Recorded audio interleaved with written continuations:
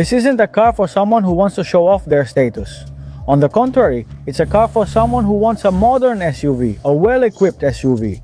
One that's reliable and affordable so you don't feel drained every month when making payments. That's crucial.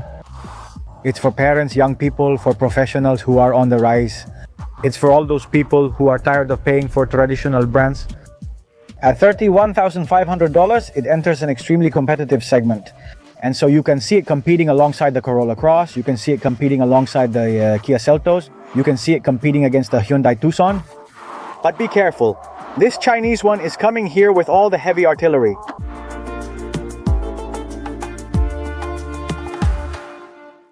Let's take a look up front. We can see that it's not a design we could call revolutionary, but it's not gonna go unnoticed either.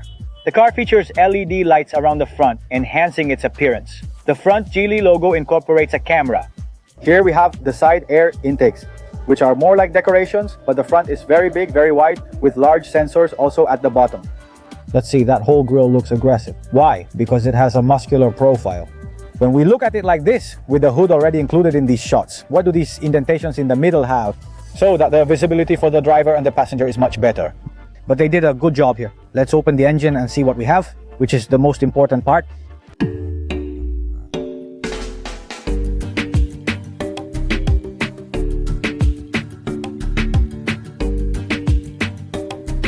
One thing I like is that it looks much more expensive than the car actually costs. We have a 1.5 liter engine, 4 cylinders, 172 horsepower, and it has a 7-speed dual clutch. The top cover has the Geely logo, which is important. It accelerates decisively at higher revs. It accelerates without being strained at all. The vehicle is neither electric nor a hybrid, so fuel consumption is higher. But in the city, you should be getting 11-12 kilometers speaking in kilometers because we're in the Dominican Republic, and up to 16 kilometers on the highway. Not bad for an SUV of this size, considering how much you'll also be able to save on fuel with it. On the side, there are well-proportioned wheels. These are 19 with a star-shaped rim. There are front and back cameras for a 360-degree bird's eye view. Let's remember that. We have keyless entry. I have the key in my pocket automatically. With the key in my pocket, you saw it was locked. I moved it again and it automatically unlocked. Well, there are some small rails on the roof because there's a panoramic sunroof that you'll be able to see soon. The doors are very solid, very large. They feel heavy. They're not doors that make you feel like the car isn't well made. On the contrary, they're big doors. It looks really good and it's like an SUV, but it's not. I don't see it as that small. I see it as a pretty decent size for the price it has. What I've seen so far, I think the design and everything is fabulous. There's a blind spot detector here on the rear window. One thing that sometimes confuses me. This interior is called Eco Leather, and you know, I'm a leather guy. I'm all about leather. I belong to a leather organization, so when they give me Eco Leather, it's actually plastic. Anyway, what we have here inside is like vinyl. I won't lie to you, and you can't lie either. But remember to consider the price too. It's crucial to strike a balance. There's a USB connector and independent air conditioning vents. You can see that the seats recline 60-40, okay? And to lift it up, it's very easy. I have 2 cup holders here with an armrest, and the seat design is very nice. They've combined colored materials with red stitching here. If leather was used, it would be stunning and impress everyone. We have speakers in the doors. There are pockets back here in both places, and the space is pretty good. The sunroof, at which you'll see when driving, is now fully panoramic, extending to the back. The car is well equipped, okay?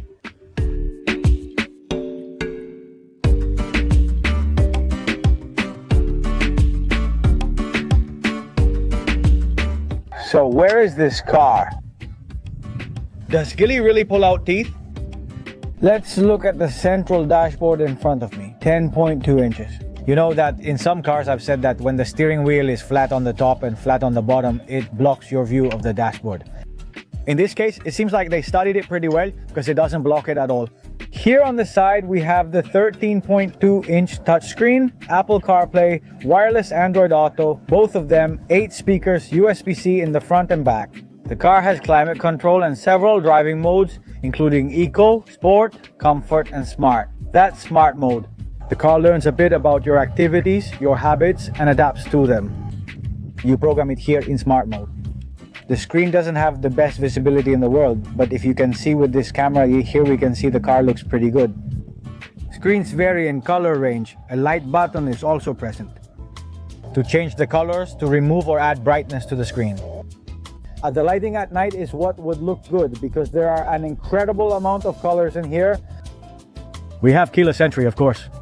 What about the safety of this car? Now, all cars must come with safety features built in from the beginning. Adaptive cruise control, automatic emergency braking, lane keeping and detection of some blind spots. At this price level, many rivals can't even dream of offering a combo as well equipped as this one.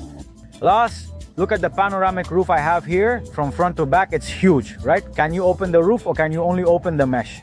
What blocks the light for you, what's called a bikini top, you can open that so only light comes in. I have it right here now. You can feel that the leather isn't genuine by touch. You have front seats that are electric. You have memory on the driver's seat, adjustments for 6 positions, metallic details in various parts of the car. You can see it in here, especially on the big logo we have here, the ambient fully illuminated. You've already seen the panoramic roof, rear air vents with a particle filter. That's super important, especially during allergy season. It's really important to avoid the smoke from the cars in front of you. We're not talking about a European car, we're talking about a Chinese car. Remember, everything it offers you for the price is very important for auto. A well-finished, serious proposal made with excellent taste. This model, specifically the one I'm testing right now, is front-wheel drive. It doesn't have all-wheel drive, which might seem like a disadvantage, but only if you're looking for off-road capability. More grip for 99% of the situations here. Not many cars of this type offer all-wheel drive either, but it does have front-wheel drive, which makes it agile and gives it good torque. Now that I've left the park, if I accelerate, okay. And that turbo helps a lot, especially when you need to overtake on a stretch. The turbo helps you without any trouble. Another key feature is its 5-year warranty. 100,000 kilometers. Okay, not bad at all for a brand that's gaining ground in the market, especially in the Latin American market. But very, very quickly, and a lot of people are concerned. Well, how important will after-sales service be? Okay. How do they respond to the warranty in this case? For this car, entering here in this market where I'm driving it, with the Republic in place, they should have answers ready. Otherwise, do not import the car. So they don't have to be afraid of that because a lot of people ask me about it. Geely has received quite a lot of praise. I was looking at the comments from the press. In terms of quality, technology, a lot of improvements. In this segment, it comes to compete directly with the Corolla Cross, the Honda HR-V, the Creta, and even the Mazda CX-30. It competes in this car with all that. But where the Japanese just give you the basics, that's where Geely adds a screen. Fully equipped compared to others, including all the equipment would significantly increase the price. So if we keep talking about the amount it offers, well, everything I've mentioned that competes with it, none of them come with this kind of equipment. If you want to keep that amazing price it has, okay, this brand, what it's doing now is in the long run, proving its reliability. So that people see there's no problem in having it or buying it. If you notice, when I turn on the turn signal, here I have it in a transparent way. You can even see the floor, the silhouette of the car. I can see what's on both sides. Certain competitors provide a small side view circle, but this one offers a full transparent top-down perspective. 360. I feel it's very comfortable. The materials, of course, you have some softer plastics up here. There are inserts with stitching. And below, you have some designs that are in plastic. But everything is very well designed. If you look at the doors, the curves, the lines, everything is very well designed. At least when it comes to the interior. In here, there's a pretty decent space to store your stuff. I'm not going to tell you this is the best SUV on the market. But if you want it for its value for money, nobody offers as much as this one. Speaking of super well-known brands, the Geely Citiray GF 2026 will surprise you greatly if you're open to trying something new. So more than just a test drive, what I'm doing is what's called an exploration of who we are, of what we need. How do we get around in a world that gets a little crazier every day? Especially, how do we get around on wheels? It's a car that doesn't leave us wondering if we need to go to the bank to ask for more money. This one pretty much has it all, like I always say.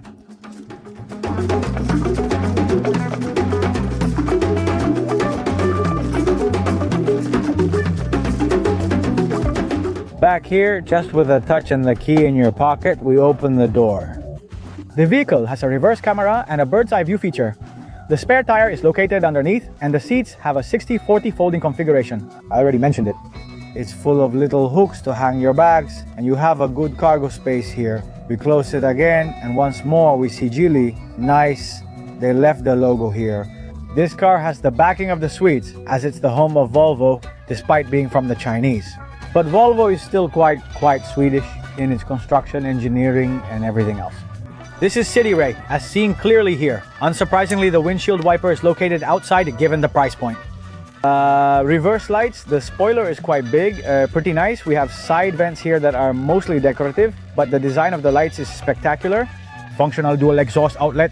Unlike other brands like Boss One that have non-functional downward pointing ones, this brand has functional outside pockets, which I really appreciate. We have guides.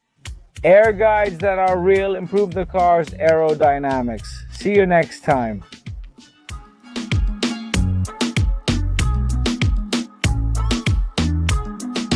Thank you.